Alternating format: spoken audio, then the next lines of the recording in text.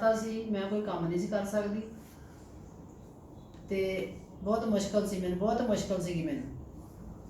हुण मैं बहुत वधिया मैं इस वेले। ਜਦੋਂ ਦਾ ਆਪਰੇਸ਼ਨ ਕਰਾਇਆ ਕੀ ਤੁਸੀਂ ਬਦਲਾਅ ਦੇਖਿਆ? मैं बहुत बदलाव देखा, मेरी सेहत भी बदल गई आ, मेरा खाना पीना बदल गया वा, मेरी रहन सहन बदल गया वा, मेरी जिंदगी बहुत वधिया हो गई है इस वेले। दोबारा जवानी आई मेरे ਤੇ ਤੁਹਾਨੂੰ ਕੋਈ ਤਕਲੀਫ ਹੋਈ ਸੀ ਆਪਰੇਸ਼ਨ ਤੋਂ ना ਬਾਅਦ ਕਿ ਰਹਿੰਦਿਆਂ ਨੂੰ?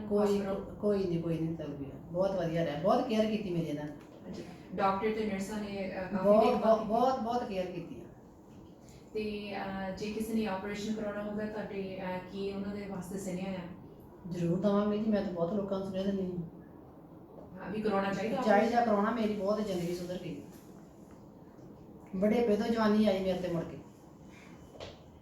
ਡਰ ਵੀ ਸੀ ਤੁਹਾਡੇ ਮਨ ਦੇ ਵਿੱਚ ਆਪਰੇਸ਼ਨ ਤੋਂ ਪਹਿਲੇ ਸੀਗਾ, ਬਾਅਦ ਜਦੋਂ ਮੇਰਾ ਹੋ ਗਿਆ ਫਿਰ ਮੈਨੂੰ ਕੋਈ ਡਰ ਨਹੀਂ ਸੀ। ਤੇ ਕੋਈ ਦੁੱਖ ਵੀ ਲੱਗਾ, ਤਕਲੀਫ ਵੀ ਨਹੀਂ, ਕੋਈ ਤਕਲੀਫ ਨਹੀਂ, ਆਪਾਂ ਨੂੰ ਪਤਾ ਕੋਈ ਨਹੀਂ ਕਦੋਂ ਕੀਤਾ ਕਦੋਂ ਨਹੀਂ ਕੀਤਾ ਨਾ।